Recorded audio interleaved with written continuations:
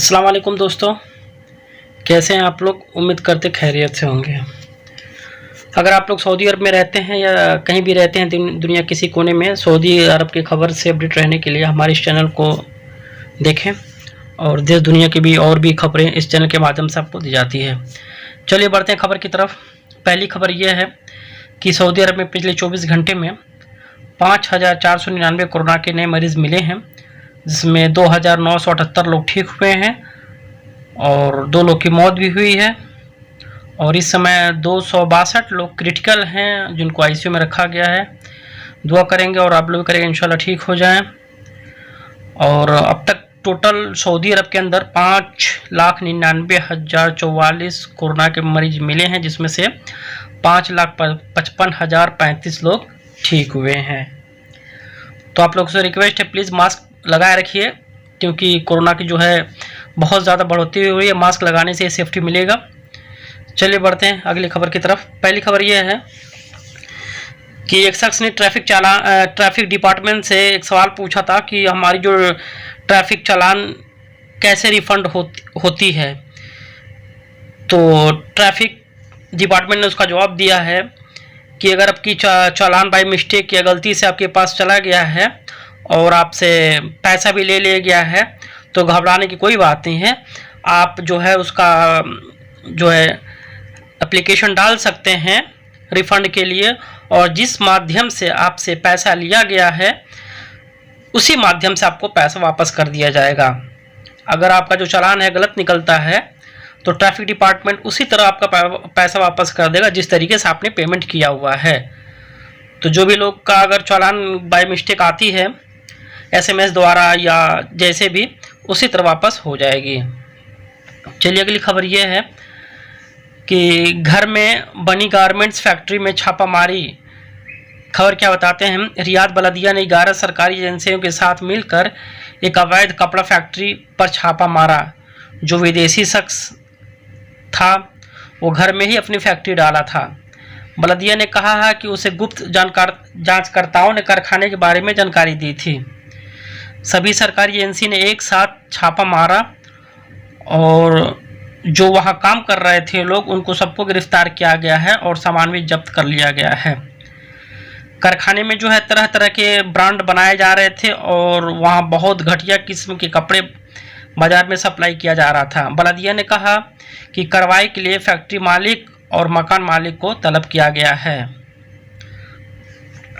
चलिए अगली खबर यह है कि सऊदी डिपार्टमेंट ने कहा है कि किसी शख्स के पास अगर हैकर द्वारा कॉल आता है या SMS आता है, जैसे कि आप जो है आपके नाम से इतना लॉटरी निकला है, या आपके फ़ोन करते हैं कि आपका ATM ख़राब हो चुका है, एक्सपायर हो चुका है, आपके बैंक से डिटेल मांगते हैं, यानी किसी भी तरह से फ्रॉड जो कॉल आता है आपके पास और वो कुछ सूचनाएं मांगता है, तो यहाँ की लोग कहा है कि आप जो कोई भी सूचना उनको बैंक डिटेल या कोई भी सूचना ना दें और तुरंत आप जो है 330 पे कॉल करके सूचना दें। उन्होंने कहा कि यह गंभीर अपराध है।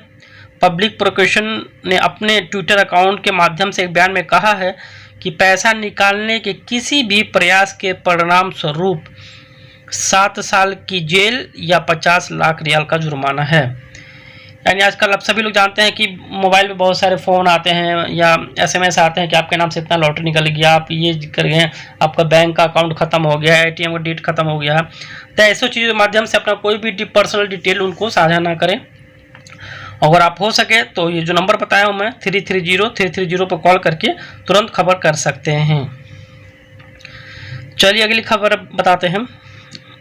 स्थानीय शासन विकास मंत्रालय ने चेतावनी दी है कि 15 जनवरी से श्रमिक का स्वास्थ्य प्रमाण पत्र जारी नहीं करने पर 2,000 रियाल का जुर्माना लगाया जाएगा।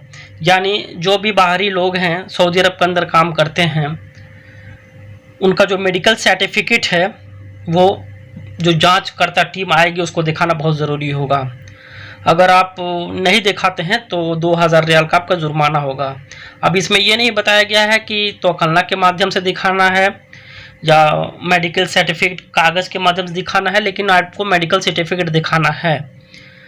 तो कलना पर भी मेडिकल सर्टिफिकेट है और कागज़ का तो बहुत सारे लोग अपना जो निकाल के रखे हुए हैं। तो कोई बात नहीं, आप जो है जो रिपोर्ट है आपका रखिएगा। 15 जनवरी से आपके ऊपर जांच आ सकती है, कभी भी जांच करेंगे तो आप मेडिकल सर्टिफिकेट दिखा सकते हैं।